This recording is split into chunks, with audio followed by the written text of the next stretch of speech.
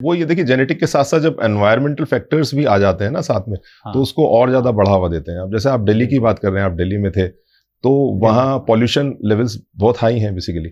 तो pollution is one of the causes. जहाँ अभी मुझे याद है कि जब मैं पटेल चेस्ट में था तो हमारे प्रोफेसर थे, प्रोफेसर एस.के. छाबड़ा। तो उन्होंने 1998 में ये स्कूल गोइंग चिल्ड्रन में दिल्ली में एक स्टडी किया था, एस्थमा का प्रिवेलेंस देखने के लिए बेसिकली। तो उसमें ऑलमोस्ट 10 से 12% के आसपास बच्चे थे जो एस्थमेटिक थे। उस वक्त की बात है 98 की। अभी तो आप देखिए कि हाल क्या है। तो दिल्ली का एटमॉस्फेयर तो ऐसा है कि अगर आप पॉल्यूशन वाले दिन निकलें तो ऐसा होगा कि करीब 20-25 सिगरेट आपने एक दिन में पी ली है बेसिकली। तो मैं बताता भी हूँ, मैंने कभी भी एक कश भी नहीं लिया सिगरेट का, तो लेकिन दिल्ली में रह के इतने 20-25 सिगरेट हर रोज पी लिए। मेरे पापा माइनिंग इंजीनियर थे, तो हम लोग धनबाद, जो कि कोल कैपिटल ऑफ इंडिया माना जाता है, जी जी जी, वहाँ पे हम लोग पले बड़े थे। तो एक छोटा सा टाउनशिप टाइप का होता है जिसको कोलियरी बोलते हैं। उसमें बहुत सारे माइंस होते हैं, अंडरग्राउंड माइंस, फिर ओपन कास्ट माइंस। और वहाँ पे शुरू में बचपन में मुझे याद है कि कोयला जलाया जाता था और फिर उसको बेचा जाता था, जो भी तरीका होता होगा। तो जैसे बंगलोज होते थे, पापा ऑफिसर थे तो बंगलोज दिए गए थे। सुबह अगर आप पोछा लगाएंगे उसके कुछ घंटे के अंदर कोल डस्ट चारों तरफ फैल जाता था।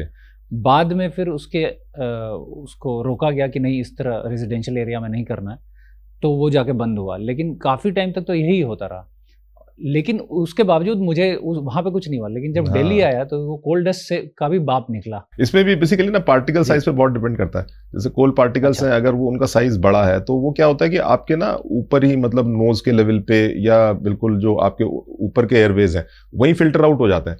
दूसरी तरफ जो पार्टिकल साइज अगर बहुत कम है, माइक्रोन्स में है, तो वो आपके फिर अंदर तक जाता है। और जब रिपीटेड इंसल्ट अंदर होती रहती है तो then your immune system starts reacting against it. तो जैसे अभी ये पार्टिकल साइज की बात आई, तो इसमें अभी जो एक और जो चीज आई है बेसिकली, और जिसको मेरे ख्याल से बहुत ज्यादा लोग इसके बारे में अवेयर भी नहीं है। अभी जो है हम लोग तो प्लास्टिक से घिरे हुए हैं।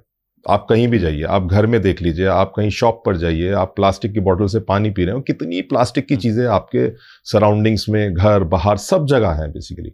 तो अभी जो नए जो स्टडीज हुए हैं उसमें, और ये सब लेटेस्ट स्टडीज हैं, जिसमें कि पता चलता है कि ये जो प्लास्टिक के जो माइक्रो पार्टिकल्स हैं या नैनो पार्टिकल्स हैं, तो आप इनको जब इनहेल करते हैं तो ये आपके लंग में डीप तक जाते हैं। और ये भी एक तरीके का जो है, ये वन ऑफ द कॉजेज में आ रहा है कि जो कि आपको एस्थमा कर सकता है। और एक और बहुत खराब डिजीज होती है लंग्स की, that is interstitial lung disease, जिसमें कि जो आपके एल्वियोलाई हैं वो सारे श्रिंक कर जाते हैं बेसिकली। तो ये ILD कर सकता है। इवन नाउ दे से कि ये कैंसर भी कर सकता है। और जो प्लास्टिक के जो नैनो पार्टिकल्स हैं वो आपके एल्वियोलाई को क्रॉस करके और आपके ब्लड स्ट्रीम में चले जाते हैं।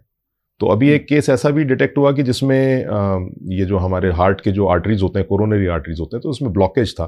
तो जब उसको जांचा गया तो उसमें पता चला कि उसमें ये प्लास्टिक के जो थे नैनो पार्टिकल्स थे उसमें।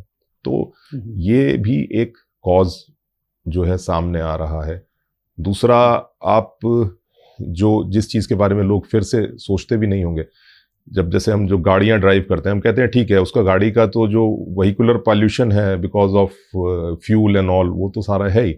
लेकिन आपके जो टायर हैं वो जब फ्रिक्शन करते हैं, वो टायर जो घिस रहा है आपका, वो जा कहाँ रहा है, वो जा कहाँ रहा है। तो वो जब सड़क के साथ उसका फ्रिक्शन होता है तो वही उसमें जो आपके प्लास्टिक के जो है माइक्रो पार्टिकल्स बनते हैं, सारे एनवायरनमेंट में रहते हैं, हम इनहेल करते हैं, हमारे लंग्स में जाते हैं। तो ये सारा कुछ डेट्रीमेंटल है हमारे लंग्स के लिए और हमारी हेल्थ के लिए। मैंने एक 8 चैप्टर वीडियो कोर्स भी बनाया जिसका नाम है heal asthma using yoga, Ayurveda and nutritional therapy. इसका फर्स्ट चैप्टर आप www.redashtv.com पे जाके देख सकते हैं। लिंक डिस्क्रिप्शन और फर्स्ट कमेंट में भी है।